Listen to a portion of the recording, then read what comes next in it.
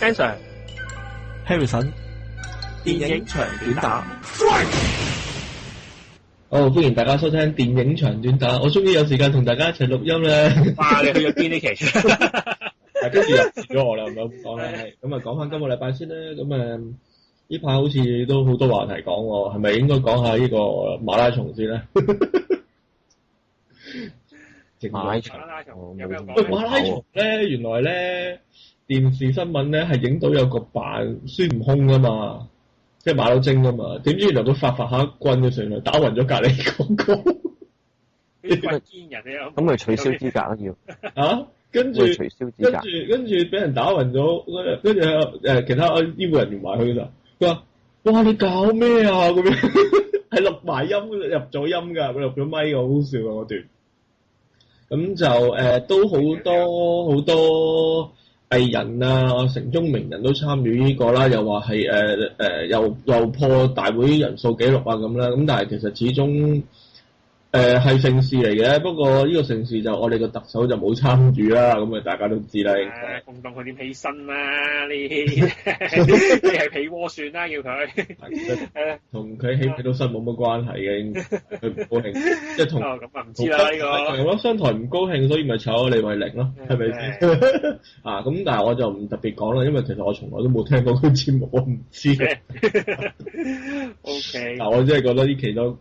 都幾多時發生啦，咁啊同埋啱啱嗰個星期日啦，咁啊喺廣東道啦，咁啊嗌人落地獄啊嘛，我真係覺得聽到好應喎，嗰個真係。現場氣氛幾好喎，氣氛真係好好喎，我覺得應該個禮拜都做，就係咁嗌住對面落地獄，落地獄，落地獄啊！真係呢招真係強啊，簡直就係即係好明顯就係個社會嗰個情況其實真係已經係好兩極化啦咁樣。咁樣就我哋講嘅電影其實都同嗰個社會問題好大關係。可以再講一講嘅。但係我哋而家先唔講現在係點咯，我哋講翻舊時係點樣先。係啦。咁有一套叫做《偏海豪情》嘅片係一套比較荷里活嘅一套講舊時代嘅片喎。咁啊，Harrison俾多啲資料嚟講下你。大衛奧羅素導演啦，呢期都幾紅啊！唔知點解佢連續3套喺奧斯卡攞好多大熱嘅戲，激情手足、失戀自作孽啊，嗰啲都係奧斯卡提名主角，都有攞獎添，仲主要係幕前攞獎添。咁啊，尤其是失戀自作孽啦 Jennifer Lawrence 自己22、23歲又攞到呢個影后啊，真係犀利啦！咁當然亦都有好多人好爭議啊，究竟佢係咪演技真係咁得？對比其他幾個候選者嚟講，咁但係總之勝者為王啦，呢樣嘢就好啦。咁去到嗱，坦白講，如果大衛奧羅素，我覺得佢戲咧，其實某程度佢拍得即係。佢呢個導演有啲小聰明，係一啲玩家本色嘅，啲扭橋嘢咧，其實間唔到喺剪接上搞陣幾有趣。佢真人本身都癲癲得咁嘅，但係就佢拍嘅戲又比較好保守，起承轉得好穩定啦，同埋好老土嘅 CCTV 式嘅大團圓結局啦，爭咗未係 BBQ 嗰啲咁樣咧，好鬼老土嘅成講真，即係啲人轉折突然之間又做好人喺度成嗰啲咧，即係你留意翻我講嘅激情手都話失戀自作孽又仲會知多啲嘅。好啦，咁相對講到片海豪情咧，都係根據好似70年代尾80年代初一個即係切局捉呢啲貪官事件嘅嘢啦。咁當然有啲捉過，有啲捉唔到啦。正如好似今時今日嘅香港咁啦，你即係捉咗一盡咧，咁大家心中有數啦。咁就呢單嘢，但係當然咪主要係描述啲嗰啲咁嘅貪官啊，或者嗰啲即係借個方便啊去做啲賄賂嗰啲人嚟嘅詳細講咁多。反而講當中係切局嘅個一批雌雄老千啦，再加埋 FBI 啊，不離谷巴。咁雌雄老師分別係 Amy Adams 同埋Kristen Bell， 即係蝙蝠俠啦，佢兩個孭飛嘅。咁當然戲亦都集中佢哋啦。咁其實過程就係講佢兩個老千俾 FBI 捉到，咁借佢哋去即係要佢哋做幫手，再捉其他老千。咁越搞到想埋捉官啊，捉呢個黑幫一個攬死都有嘅。我故事唔講咁多啦。我自己一睇呢套戲大衛奧羅素亦都係展現到佢一個電影玩家嘅本色。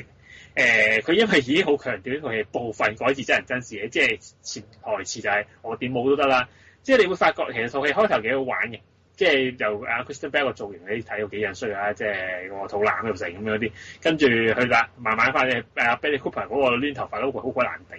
咁慢慢發展落去，人嘅錯綜複雜關係就開始越玩越多。其實嗰啲劇位又幾好睇。但係相對嘅老千橋就越玩越有啲低 B。其實我覺得佢王晶係比佢更高明嘅，某程度上王晶佢有時好胡鬧。咁因為去到某個段位，甚至係男主角Kristen Bell 俾踢穿身份咧，即係都可以點講啊？好安然地去功成身退，我唔知點解你可以即係對方啊可以咁縱容到呢個人嘅。咁我呢度唔詳細講咁多。簡單嚟講，導演你話算唔叫為啲大師？當然佢未到班啦，即係馬田史高西都高佢幾皮啦。其實佢某啲位師承馬田史高西嘅咧，佢啲剪接位啊，間中突然之間一個剪接位黑色幽默嘅樣樣都有啊。羅拔地路客串嗰段亦都幾好笑。佢寫人就還 OK。寫人，但係某程度如果要個人去演咧，冇係過可觀啫。我意思即係話，有啲演員係表現好嘅，有啲演員係比較即係叫過去嘅。好似今次套戲其實兩個女主角好搶嘅 Amy Adams 同埋 Jennifer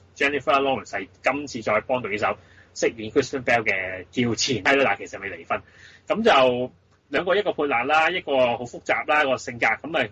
串埋咧，佢兩個都演得好。咁啊，相對係兩個男主角啊 Kristen Bell 同 Bradley Cooper，我覺得係個外形類似咧。比較搶咗少少佢哋嘅鏡嘅，即係太玩得太誇張，我唔知係咪70-80年代即係咁嘅款啦，甚至謝美維娜做呢個市長，身澤死都自信，我形容誇張到好似去登堂咁嘅樣。但係人就演得好，咁啊戲你話我覺得就比較係中等嘅老千片啦，唔算話叫做話即係供殿堂級。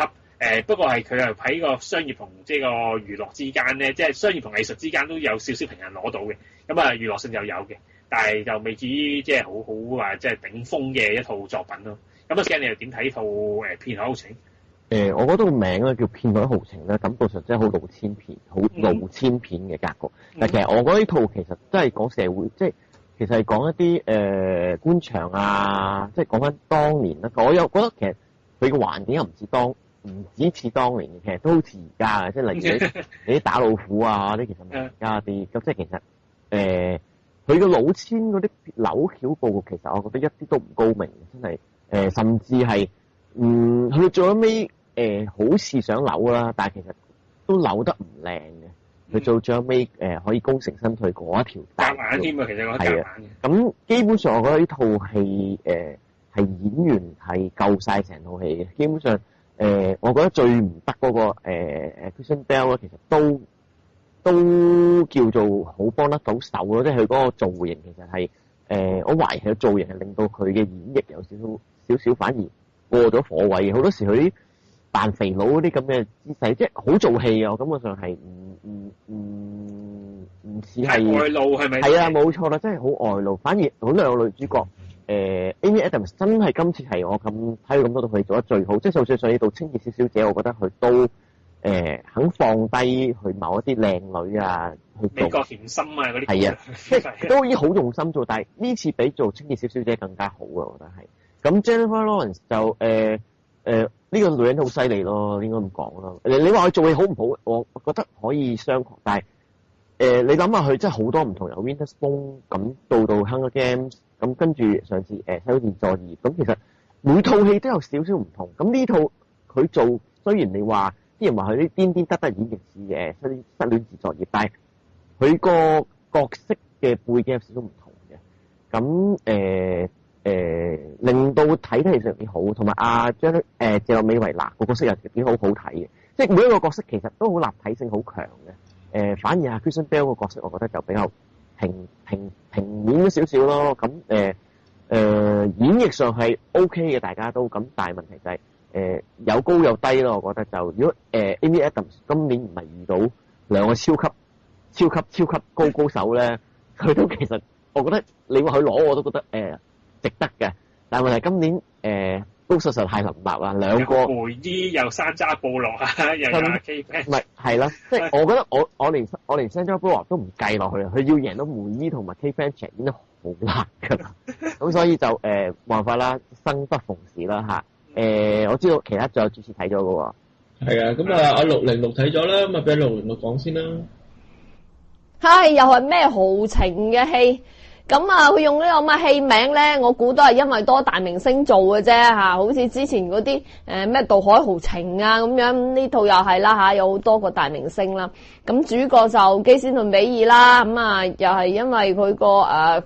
瘋狂地增肥啦嚇，演出呢個角色啦，咁有啲引人注目咁樣啦。咁但係我覺得佢喺戲裏邊咧個表現就麻麻地嘅啫，唔係太過出色。不列谷巴咧，因為其實我之前都覺得佢演得好嘅喺失戀自作業嗰度，咁呢套其實佢都演得好嘅，我覺得，都幾有趣嘅，因為佢個角色係幾有趣嘅。咁但係另外一位咧，就我覺得係演得就好出色啦，就係得到金球獎女主角啦Amy Adams 啦。咁我覺得佢以前佢做啲戲都好有演技嘅，都係屬於演技派嗰類嘅。咁喺呢套咧就更加添啦不惜呢個性感演出啦因為佢個角色嘅關係啦咁所以佢個衣着從頭到尾咧都非常之deep V 咁樣嘅咁啊，當然你又唔係注目喺嗰度啦咁佢演技都係非常之好嘅，我覺得。咁呢套戲咧，其實因為咁多大明星做咧，你主要都係睇佢哋啲演技嘅。咁至於古仔咧，其實古仔都有趣嘅、得意嘅。咁佢亦都係唔係一啲太沉重嘅調子嚟嘅，但係佢個戲係言之有物嘅。裏邊咧都講到一啲嘢出嚟嘅即係佢騙術啊嘛咁佢係講兩位老千咁樣啦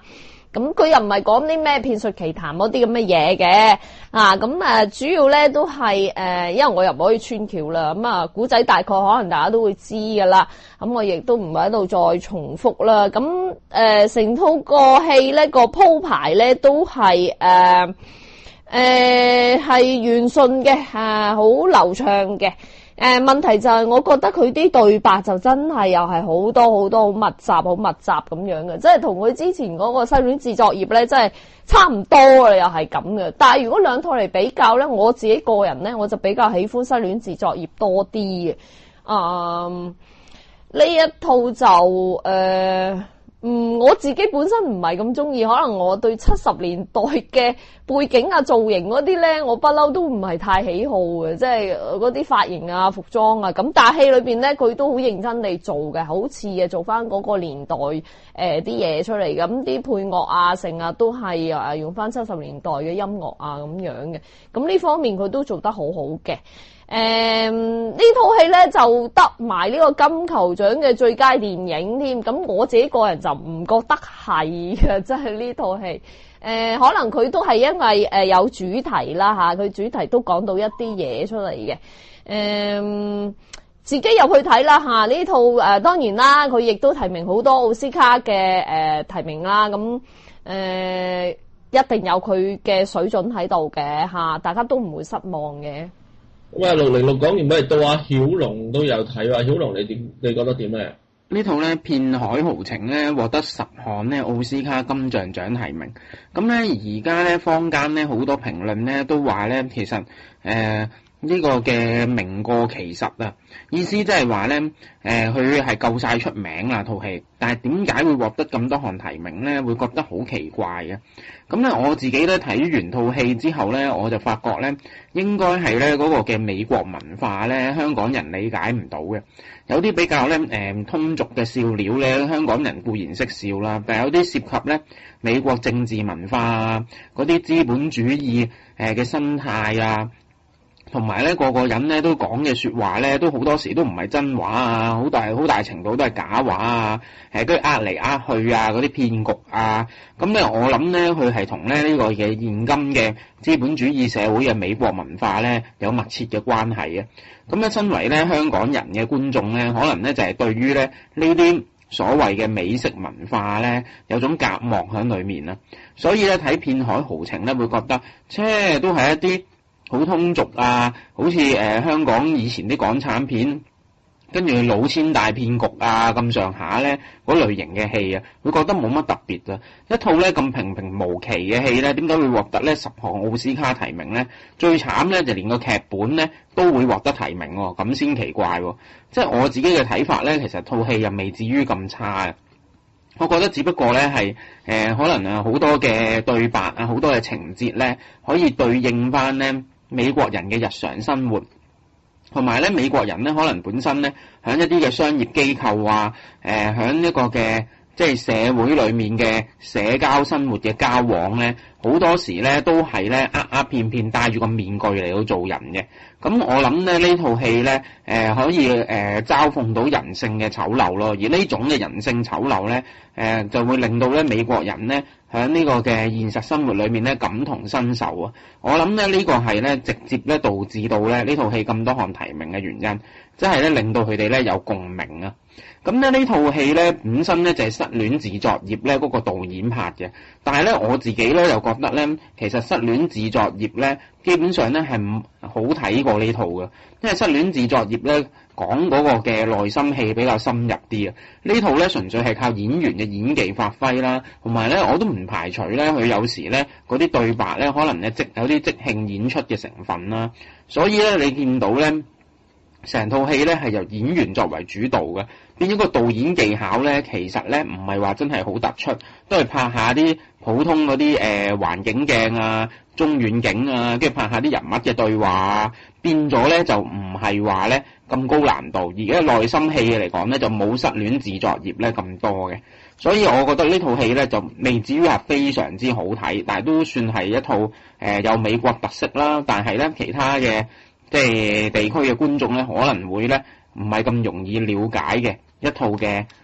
一套美式嘅好地道嘅電影。好啦，咁啊唔該晒曉龍啦，咁啊跟住咧就轉一轉啦，我哋去套叫做《華爾街狼人》啦，咁啊當然唔係嗰啲就有隻爪出嚟搲搲嗰啲啦，咁就係好難啊，唔該。咁就打田史高西斯咧就真係超勁嘅新作啦，咁啊再加埋呢個李安納度迪卡比奧啦。咁咧就呢套片咧，大家要有心理準備咧，就3個鐘頭片啦，179分鐘。咁啊講都係舊舊地啦，都係但係都係其實都唔叫好耐嘅事咋係嘛？90年代90年代嘅一位喺呢個美國金融界華爾街嘅一位人物嘅傳奇故事啦。咁呢位人物真係真事嘅喎，咁啊應該就但係究竟會改到點啦？係咪真係好似套片裏邊咁癲咧？咁啊，阿 Harrison 有冇啲背景資料會講多啲咧？哇，資料我就真係唔係好多，因為我都冇睇過佢原本佢個人自傳嘅嘢啦。佢個主人翁咧個真名叫佐頓貝福啊。咁啊，即係一個即係嗱戲裏邊啊，描述佢一個初出茅廬嘅，即係入去華爾街試下揾食啦。但啱啱撞見80年代87年啦，啲嗰啲咁嘅股市大瀉啊，乜鬼都好啊，咁嘅生態啦。一嚟點樣？聽唔到？一嚟就股災啊嘛！係啊，記得係啊，嗰陣時87年咧，香港都即係打印象機，即係都好深刻下。如果經歷過嗰個時代，咁啊點知好啦，咁啊另一個方法啦，咁啊試去啲兜踎嘅，即係啲股票行度，咁啊跟住俾佢搞掂咗，由仙股開始嚟起家。咁啊坦白講，佢即係你發展落去就係即係啲欺詐嘢啊，啲仙股究竟背景嗰啲咁嘅機構、嗰啲公司係咩企業乜鬼咧，大家心中有數啦咁樣，套戲都有交代。跟住慢慢又搞埋啲欺詐啲搞欺詐啦，又有洗黑錢，樣樣都有啦。咁呢個人最尾梗係要坐翻幾年先安樂噶啦。咁啊，我覺得今次係即係嗱，李安納度佢之前拍過4次《白田史高西斯》，今次第5次啦。坦白講，今次係佢演得最出色嘅一套。當然你話攞唔到最佳男主角，我覺得有待商榷。咁留翻下個禮拜講點解會咁，因為佢有個對手好勁。而呢個對手亦都係喺開頭同佢同場演出嘅馬修麥康搭戲。好啦，3個鐘頭實在太多嘢講。咁但係史高西斯係大家有信心地，佢嘅戲過往《賭城風雲》都差唔多3粒鐘啦，唔會悶親嘅。佢嘅因為佢嘅剪接真係好犀利，呢套簡直係發揮到巔峰。佢每個場口交代咧好似好無厘頭，跟住一個剪接俾到你一啲好似解釋啊，或者一啲更加無厘頭嘅嘢，即係整咗無數好多嘅即係講古之餘又玩下黑色幽默咧。其實當然係佢比大衛奧羅素係高明得多，經驗啦，你嗰個勝一籌啦。當然嚟到呢套戲可能好多好厭惡就係因為實在太多啲講去嫖啊、去吸毒啊場面，因為呢啲友仔啊，因為正如真實人物，好似話佢即係20歲嗰年咧，就呢位主人翁又賺咗4900萬嘅美金啦，唔會講之咁簡單。咁即係一個咁嘅年紀揾到，即係啲錢好似真係好似倒水咁落嚟俾佢自己嘅。咁啊，所以佢跟住即係咪又講到一係就毒品啦，一係就去嫖妓啦，咁啊成日就係呢啲咁嘅嘢。咁啊，李安納度係從影以來演得一個最無恥角色係呢個啊！即係嗱，佢有衛道之士啊，道德重整會嘅朋友就即係建議就係有心理準備睇呢個人真係太瘋狂，太瘋狂。3個鐘古仔嗱，其實講我覺得好精彩，精彩到佢同賭城風雲一樣，去到我諗嗰個零鐘之後，佢有啲位係比較唔係話停頓咗，而係膠着嘅狀態。咁啊，佢要旁邊寫咗好多古靈精怪嘢，展現個人嘅荒謬處。咁喺呢個接唔接受到，我覺得還 O K 嘅。即係有時講係吸毒吸到癲啊，即係暈暈頓頓咁樣摸一場戲又摸幾個字佢，跟住又唔知點解嗱，我唔講詳細啦。總之佢又無端端坐船又要去轉一轉地方，跟住搞玩下海南，即係即係暗串佢以前唔係即係攞佢鐵達尼號嗰啲開玩笑定乜鬼，即係立立雜雜樣樣都有。咁啊，史高西斯呢隻即係預夾得好精彩。咁啊，不過我當然覺得佢嘅即係嗰種佢嘅風格咧，進步唔算太大，但係佢呢個級數，如果佢保持到自己風格，真係好勁㗎啦。咁啊，相對地個幾鐘頭之後啦，佢有好多立立雜雜，甚至我覺得有時幾黃精嘅某啲橋段。有趣地，佢套戲係講即係好多黑暗嘢，講好多甚至悲劇嘅嘢。但係成班人由李安納度率領嘅一班佢嘅咩我叫雜牌軍啦，其實個個即係都各有所謂本領啦。一班股票經紀，即係點樣嗰種行徑啊，又成一個但係好 happy 喎。咁呢個仔即係你會展現到嗰種好荒謬嘅嘢。咁啊，去到最尾其實大家都知啦，佢當然係蔡明監出嚟啦。咁但係佢嘅態度有冇變啊？有冇成咧？其實大家睇眼神或者你再睇落去，即係有啲嘢係真係冇辦法改到嘅咁講，即係詳細係點咧？大家自入戲院睇睇啦。咁啊，細驚你都睇咗，你又點睇呢套戲咧？我入場之前咧，其實我就都有少少擔心嘅，因為首先佢長啦，二來就講財經啦，即係我記得上年定前年睇《孖展風雲》咧，其實都好鬼多財經術語咧，其實睇到慢慢消化，即係一頭煙嘅。咁呢套你唔使擔心，以太深嘅財經術語咧，阿李安納度會向住你咧親自解釋一次嘅嚇。咁你聽唔聽明咧係閣下自理啦，但係佢好誠意咁同你解釋嘅。咁但係問題就係，因為套戲個主角其實係一個大賤人啦，即係難聽啲就 PK 啦。咁你要以一個咁嘅人去做主角，用講佢點樣發跡啊，點樣過生活，其實係幾冒險嘅，即係。唔好話衛道之士啊，其實即係正常人去睇你都即係咬你，即係我覺得係齒冷啊，大佬！即係個人去發達係因為佢去呃啲阿婆錢啊，即係等於早年啲雷曼事件嘅，即係係去一個行騙嚟噶嘛。咁係幾睇得唔舒服嘅，即係好在係李安納度做嘅啫，一個靚仔做咧，感覺上就冇咁齒冷啦，我覺得嚇。咁就但係問題就係佢好多位其實係過咗，我係覺得幾過火嘅，過火到係因為令你覺得唔真實啦。咁所以呢個位又舒服翻啲，因為實在係太假啦成件事。佢嗰啲咁嘅濫藥啊、濫交啊，同埋想嗰啲賺錢嘅方法，實在我都唔知係咪真係現實上即係可以講15分鐘咧就係投資嗰啲咁嘅仙股啊，可能其實真係好容易嘅啫，人嘅貪欲好大啊。咁但係問題實太誇張啦，所以有啲嘢位你會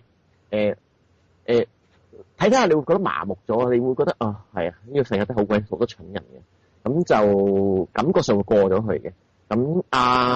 李安納度嘅演繹係我覺得係最好嘅，但係莫講話有馬修麥康納戲啊，即係我覺得其實就算你話被偷走呢12年啦，個男主角都做得好過佢嘅。咁就佢太外露啦，佢呢套戲做得其實好多位其實佢好，你攞喜劇，佢喺喜劇嗰邊攞金球獎就正常咯，我覺得。咁但係如果你話要去金像獎，咁大家圍住再抽一次，我覺得未必會贏。咁反而呢套戲，我覺得我係講過啦，我同阿葉仔都講過，其實我係幾中意個女主角，即係做佢合第二任妻子嗰個。咁實在亦都比佢當年做呢個回到最愛的一天嗰陣時好好多嘅，好多發揮嘅。咁就係咯，我覺得3個鐘唔難過嘅，除咗係踏入尾1/3嗰陣時候，有少少覺得離一離魂咯，因為其實實在吸得太多啦，成包咁索咧，真係點解唔死啊佢哋？咁就係咯，我覺得都 OK 嘅套戲，值得入場。我覺得如果以奧斯卡片嚟講，我覺得呢套我會覺得好睇過到片海豪情嘅，因為呢套係一來係大師少少啦，即係成件事即係逐樣稱都高啲啦。咁原來就抵睇啲啊，3個鐘啦嚇。咁啦，咁606好似都有睇嘅喎。係咁啊，俾埋606講下先啦。呢套我就覺得相當精彩嘅。咁啊，一嚟啦，有李安納度做啦，靚仔啊嘛嚇，我中意靚仔啊嘛。咁另外咧，仲有我最主要咧都係睇導演嘅啫。咁啊，馬田史高西斯啦，咁啊大導演啦，而且呢個都亦都係我一位幾喜歡嘅導演嚟嘅。咁雖然呢套戲又係3級啦嚇，咁阿史高西斯咧佢啲戲咧。好多都係3級片噶啦嚇，因為都勁多呢個粗口對白嘅，咁呢套亦都唔例外噶啦。咁當然你睇戲又唔係話因為睇呢啲而入場睇嘅嚇。咁佢呢套咧就係講一個人物嘅傳奇故事嘅，係真人真事嚟嘅。咁真係我覺得呢個人咧都幾傳奇嘅嚇。咁睇完咧，你真係佢係描寫得好到肉嘅嚇，講呢個人嘅一切嘅嘢因為佢係跟佢嗰本書嚟改編嘅，咁我唔知佢原著係寫成點樣啦嚇，咁但係我覺得經導演演繹咗之後咧，我估嚇可能係會比本書係更加精彩嘅嚇，好多嘢。咁當然亦都係因為導演嘅手法啦，係好生動啊，好靈活啊，咁嘅鏡頭運用啊，嗰啲都係好生動嘅。成套戲咧係好熱鬧嘅，因為咧佢其實因為佢得呢個金球獎咧個李安納度咧，佢嗰個項目咧都係叫做喜劇音樂劇嘅最佳男主角嘅，咁呢套戲咧係歸納咗去喜劇嗰邊嘅。咁我又睇落咧，成套戲係就係有啲搞笑嘅，咁佢又唔係真係跟喜劇嘅傳統方式去拍嘅，其實唔係喜劇嚟嘅，只不過佢因為呢個人係實在太荒謬啦，同埋佢做嘅嘢亦都係太過荒唐啦。咁我覺得咧，佢就會用咗一個變咗喜劇人物嘅方式去描繪佢啊嚇，咁係恰當嘅嚇，咁樣拍呢套戲係恰當嘅，咁同埋係你睇落係會好順眼嘅，因為呢個人真係咁荒謬嘅嚇。咁喺戲裏邊咧，佢就都好啲錢咧，啲銀紙咧係多到咧就係無處去收藏嘅，多到嚇。咁你入場睇呢套戲就知啊，即係佢啲錢點樣揾翻嚟啊？佢揾咗啲錢係點樣去使啊？嗰種咁嘅荒唐荒謬嘅嘢咧，就哇你真係進入眼簾嘅可以。咁你會睇得好開心、好興奮嘅，同埋會睇得好猛整嘅唔係猛整啊，應該係成日睇住呢個主人翁咧，你係會成日喺度詛咒佢，睇你幾時死，我睇下你幾時死，即係我咧就有個咁嘅感覺嘅，我即係我成日記得佢，點解咁佢都唔死㗎？啲咁嘅人，即係我會咁樣鬧嘅，係㗎，你睇下佢嘅表現就知點解㗎啦嚇。咁當然阿李安納度亦都係做到哇非常之精彩到肉啦嚇，係真係好多錢肉緊擠晒落去做㗎啦。咁係得到呢個男主角都係應該嘅嚇。咁當然奧斯卡嘅提名咧，亦都有好多部戲喺度同佢競爭緊嘅。咁其他嘅男主角咧，亦都演繹得好好嘅。當中有一個對手咧，就係喺戲裏邊做佢嘅師傅嗰個嚇。做佢嗰個啟蒙老師啟蒙師傅嗰一位阿馬修麥康納希，咁哇我又覺得佢真係好勁啊即係而家走咗演技派路線之後咧，唔 sell 靚仔啦，走演技派路線之後咧，都演技真係非常之突出搶眼喎。佢佔嗰場戲咧就唔係好多嘅啫，即係個戲份咧，其實唔係好大部分嘅啫，下係出一陣咁樣嘅啫，出一兩場戲咁嘅啫。但係哇，非常之搶鏡嘅，係一嚟佢個角色又設定得有趣嘅，得意嘅。我覺得佢係即係如果喺奧斯卡嚟講，提名男主角咧，我覺得佢個票數應該都同阿里安納度有得揮，而且可能會多過佢添。我自己嘅感覺係。好啦，咁啊到我啦，都講下啦。咁啊，我自己好中意呢套戲，因為佢夠癲，我覺得。但係我亦都相信咧，其實咧，你唔好話電影係誇張，其實個世界本身就好癲、好誇張。尤其是你講佢咧，即係可以講喺華爾街度已經被人稱為狼人嘅時候咧，即係已經賺錢賺到咧，啲錢係袋唔切嘅情況咧，而佢哋只係咁後生，講佢哋咩26歲咧。個人即係癲嘅，根本上就尤其是佢呢度，尤其是佢當佢遇到可以講話係幫啟蒙嗰個咧，啟蒙嗰個本身就係癲噶嘛。嗰場戲係好好睇嘅，即係講佢遇到佢嗰個啟蒙老師嘅時候，馬修維康納戲係真係非常之好睇啊！咁跟住佢自己就開始慢慢癲埋一份，咁尤其是戰爭女人同毒品啦，咁係將嗰種黐線瘋狂嗰個世界表露無遺嘅，咁亦都講佢哋即係點樣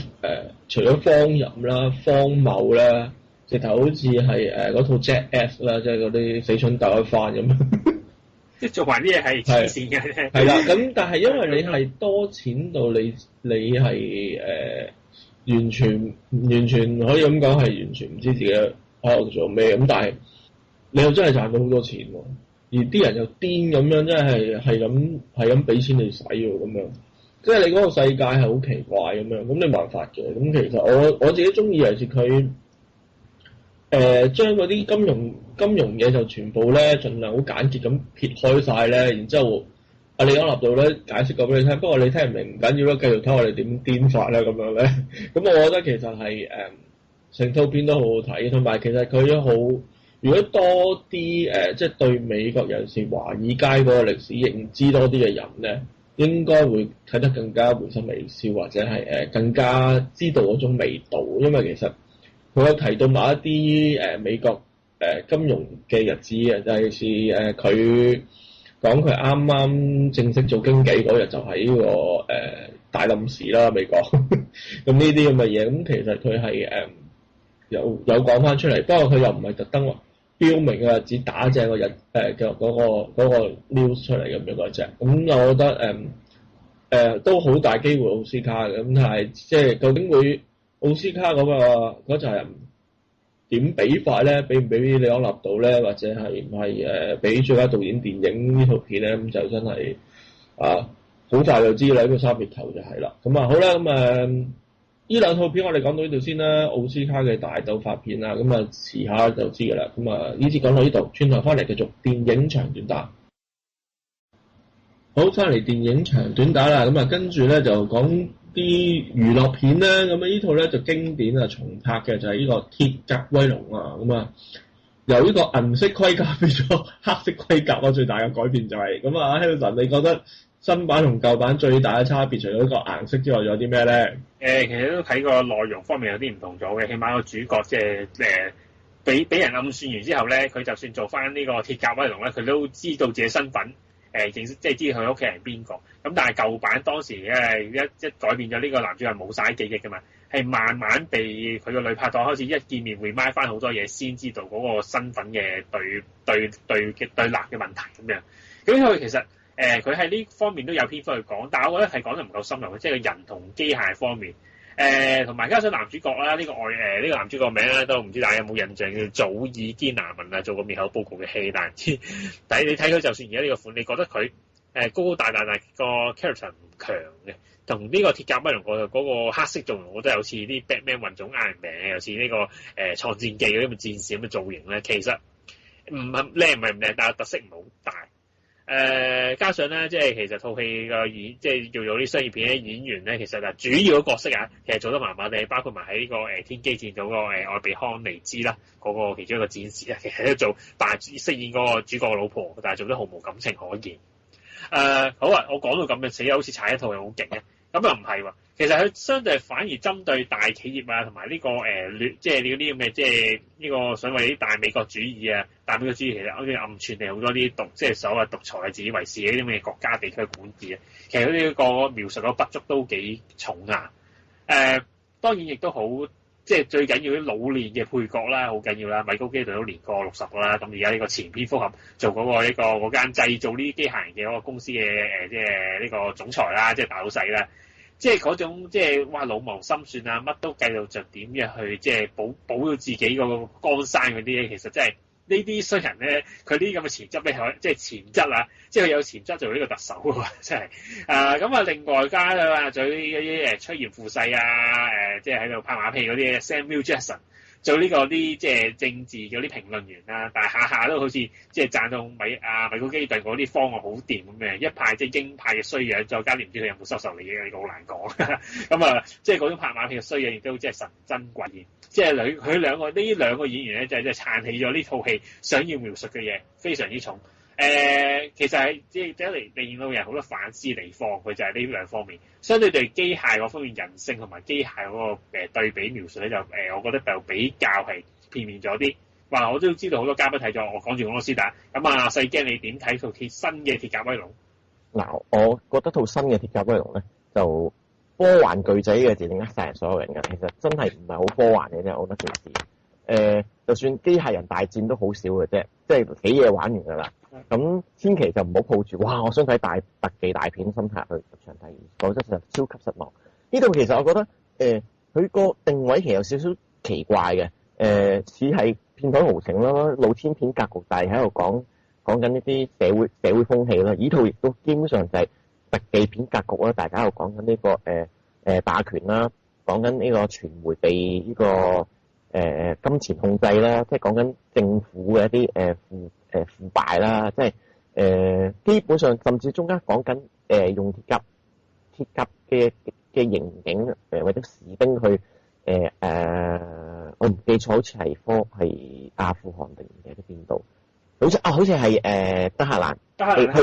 黑蘭去做去維穩，即係嗰個偽善嗰個，即係阿 Samuel Jackson 講嗰啲偽善嘢咧，即係哇，即係幾偉大幫人哋咁，即係嗰啲嘢係講仲多嘅，反而你話人同機械嗰種嘅一啲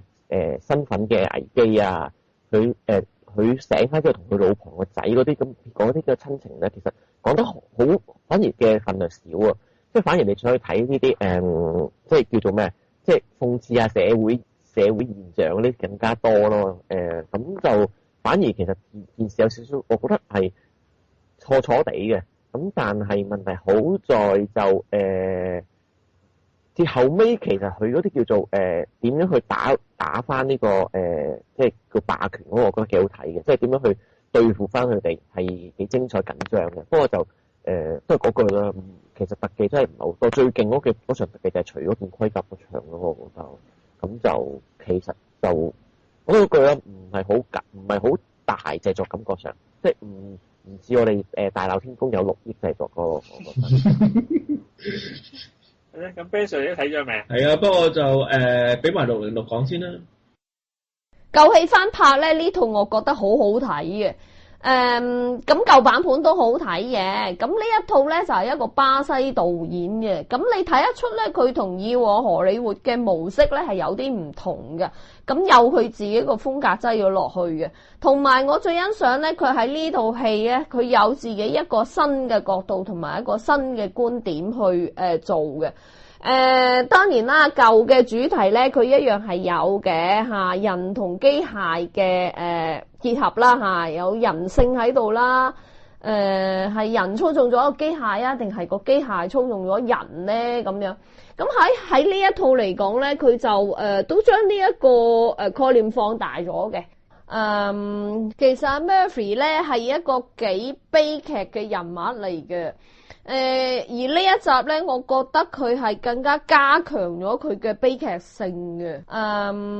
佢嘅誕生啦，就係已經變成係一個被利用嘅工具嚟噶啦。俾好多方面嚟利用啦。政治上啦，商業上啦，尤其是商業上添啦，傳媒啦，佢亦都有啲係諷刺啊、挖苦啊咁樣嘅嚇，同埋導演咧都有一個反叛性喺度嘅。遊戲一開場咧，其實你都睇到㗎啦，佢喺度玩緊一樣嘢嘅，係都幾反叛嘅。我都覺得佢有啲係反美情緒喺度嘅，其實。美中不足咧，我就覺得佢又要擠咗大陸落去啦嚇，唔知點解而家荷里活啲戲咧係咪真係因為要買大陸市場啦嚇，硬係要擦下佢鞋咁樣嘅。嗱呢套劇唔係好擦鞋嘅，但係唔知點解夾硬又要擺埋落去咁啦嚇。咁有一個場面咧就講到咧啲人喺度耕田啊、插秧啊咁嘅。講真。而家大陸邊鬼仲有得你耕田啦？啊，唔係啊，佢而家唔係講今時今日添啊，仲講有比較未來嘅世界嚟嘅添啦。邊度仲有一塊田咁多人喺度插秧啊？仲要佢哋嗰啲農夫嘅造型咧，仲要係戴越南嗰啲三角形嗰啲帽嘅嚇。咁講真，大陸嗰啲邊係咁嘅樣啊？仲邊鬼度有農夫啊？仲邊鬼度有個鐮刀咁喺度割下啊？咁佢哋唔做下即係 research 嘅，硬係即係次次啲鬼佬咧眼中嘅中國咧就係咁樣噶啦，咁即係我就睇到好硬眼嘅呢一段，咁啊我係最唔中意嘅。好啦，606都勁啊呢個講法，咁啊好啦，咁啊我都講多兩句啦，咁啊我自己都仲只係依稀記得舊版呢個銀色版係點嘅啫，咁但係其實我又唔係真係好迷呢個鐵甲威龍嘅，咁今次呢個重拍咧，我覺得巴西呢位導演咧，即係拍過呢個精銳部隊嘅呢位導演咧，我覺得佢係有少少即係集中咗講即係嗰個美國大企業嗰啲咁嘅嘢啦，即係點樣乜嘢都賺盡啊，不惜一切咁樣，即係總之我要賺錢啦。咁同埋就係美國嘅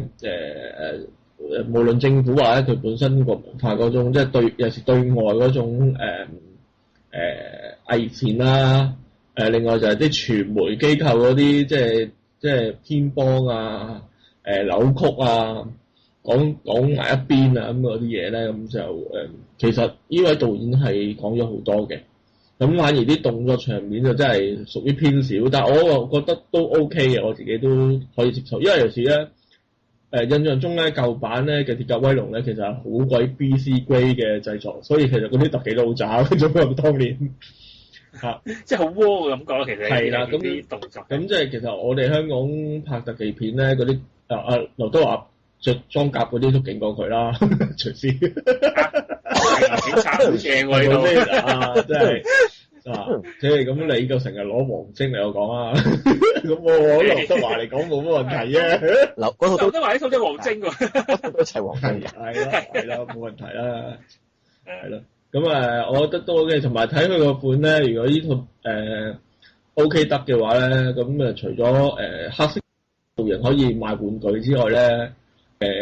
即係嗰啲手板啦，咁佢架電單車又可以賣玩具之餘咧，應該會拍續集嘅。咁作為娛樂片咧，其實我覺得都仲 OK 嘅。咁另外都要提一提啦，加利奧文啦，咁其實佢都即係作為即係做個科學家咁仲有啲良心。咁我覺得佢今次又係即係都係老氣骨嗰啲味道出晒嚟㗎啦，冇得好講。咁跟住轉一轉啦，咁呢套叫做《戀一世的愛》都係一套即係重拍嘅電影喎。阿西京你睇咗喎？係啊，都係重拍啊！即係唔知突然間呢個禮拜有兩套都係好耐以前嘅戲重拍，咁呢套仲耐啲添。Endless Love 咁即係當年嘅阿波基小斯拍嘅《無盡的愛》啦，我就唔明啦，而家去到21世紀啦，無盡嘅嘢咧變咗戀一世咯，即係好短啊一世，咁連1萬年都冇，咁就都 OK 其實我因為舊版其實有睇過嘅電視，咁就但係印象我諗比呢個鐵甲威龍都冇。總之我記得係阿波基小斯好靚啦，嗰陣時真係女神化身咁啦。咁但係呢套戲其實個女主角激碧拉維特啊，激碧拉維特，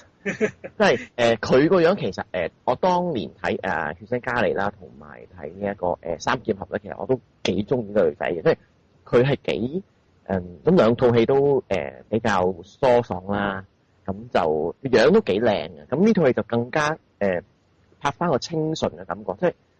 係應該就當然唔會有波姬小絲咁勁啊，但係佢都非常做到嗰個叫做玉女嗰個感覺啦。咁個男主角我覺得麻麻地嘅，咁即係拍過呢個關鍵第四號嗰個亞歷斯比迪化，咁我覺得唔靚仔，亦都唔有型嘅，不過就好大隻。咁點解佢兩即係咁靚女會中意佢咧？其實呢一個位咧，鍾情呢個位其實就完全喺科學上係冇任何解釋嘅。咁愛情都喺科學上唔會有任何解釋嘅。咁總之就中意啦，咁就一見鍾情，咁就即刻第二唔知過幾多晚就已經兩個就已經我唔知有冇初嘗禁果啦，佢哋有冇做過呢樣嘢咧？咁總之其實套戲係完全係賣純愛，唔係純愛，即係賣嗰啲 puppy love 啦，好 romance 啦，咁完全去到後段，去到最尾都完全冇啲邏輯性可言嘅，即係睇呢套戲唔好帶住邏輯去諗啊，即係冇前因冇後果嘅，總之就係要發生就發生啦，即係就算係未來戰士個係 Liquid Metal， 即係做個男主角老豆咁大隻，好似好威猛，但係其實原來係因為佢嘅婚姻失敗，令到佢個仔即係即係食個成績啊，或者佢個人生係咁難行咗嘅。即係你又諗下但係問題又係因為星期雨嗰個另外女主角爸爸咁Bruce Winwood 咁又係為咗因為要想個女第時前途好啲，所以唔會準個仔個女去中意一個咁樣男仔，完全。但係後尾點解會通常呢啲嘅大團結局，點解會中意咧？係冇足夠嘅理據令你信服嘅。咁但係問題係睇嗰時你又唔會好質疑佢咯，因為問題就係因為成套戲真係好浪漫啊，好 honey 啊，好 sweet 啊咁咯。咁套戲係靚嘅，同埋啲歌都 OK 好聽嘅。咁當然，但係可惜都係冇當年手書嘅歌咁好聽啦。但係就我覺得如果係情侶去睇嗰啲套 OK 可以睇嘅，即係開心嘢咯，睇到最後尾。咁陸凌好似都有睇喎。Endless Love 首歌咧就播到今時今日都仲喺度播嘅。咁但係套戲咧舊版嗰套咧，我相信就好多人應該都冇睇過噶啦嚇，後生嗰啲都冇睇過噶啦。我自己咧當時都冇入過戲院睇嘅，咁我都係喺電視嗰度睇翻嘅啫。其實係個古仔係點咧，我唔記得噶啦。今時今日都嚇，咁我為咗要睇今日呢一套新版本咧，咁我都抄翻啲資料嚟睇下舊嗰套嘅古仔啦。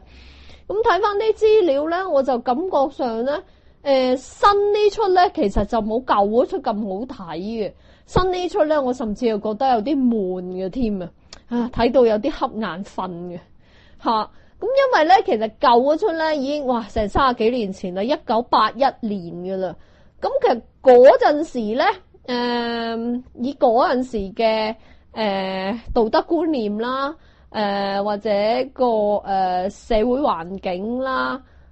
同而家2014年今時今日咧係完全係有好大天淵之別嘅唔同噶啦，好多嘢唔同噶啦，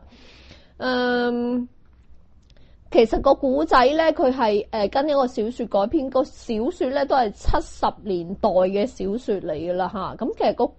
當時嘅古仔咧係反映翻當時個青少年人嘅心態嘅，佢哋嘅反叛性啊，對父母嘅一啲代溝啊，唔聽父母嘅說話咁樣，即係做出一啲嘅行為咁樣嘅古仔嚟嘅，反映翻當時個青少年嘅心態咁樣嘅。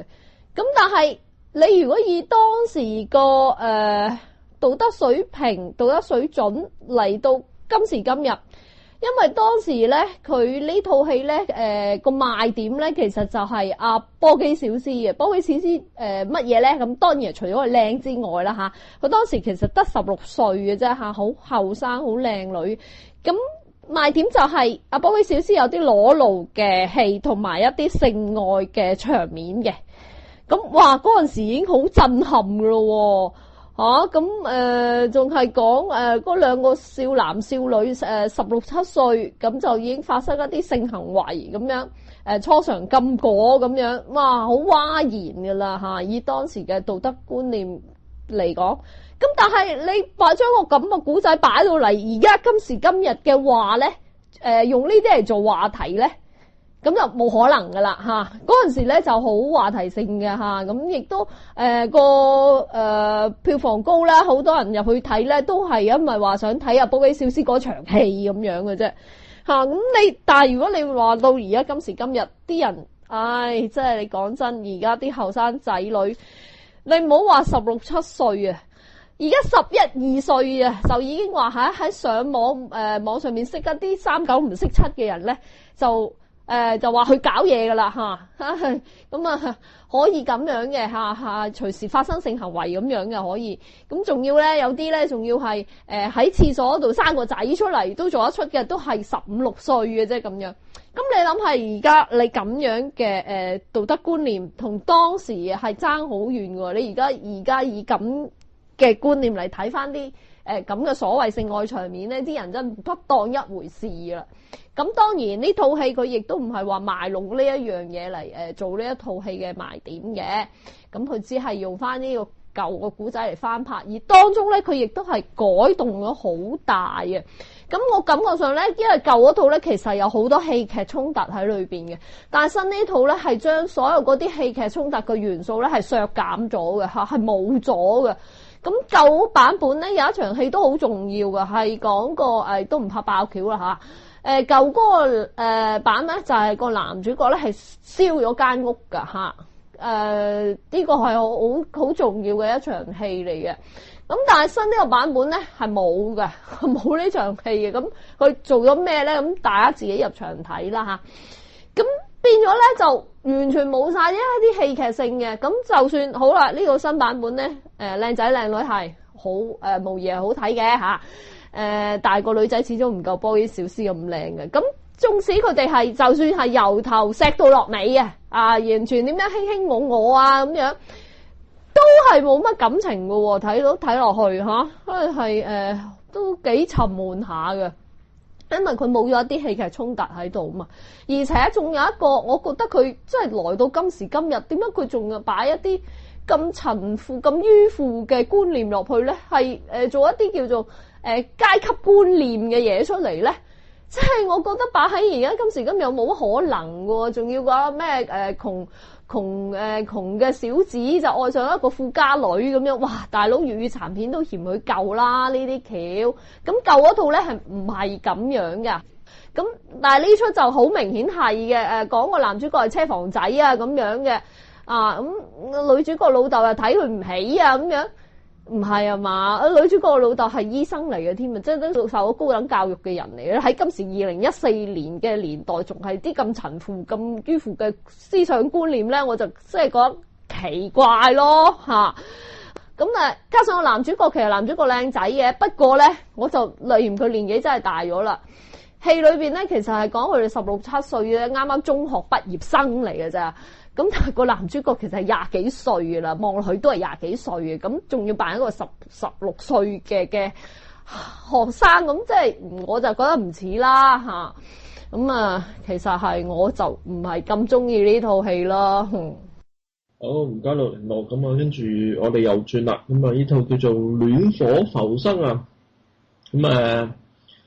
都係呢個彭尼路古斯嘅，即係我哋都好中意㗎啦，呢位女星。咁呢套片我覺得好特別嘅，因為首先就係編導演咧都係呢位叫做沙吉布卡斯達里圖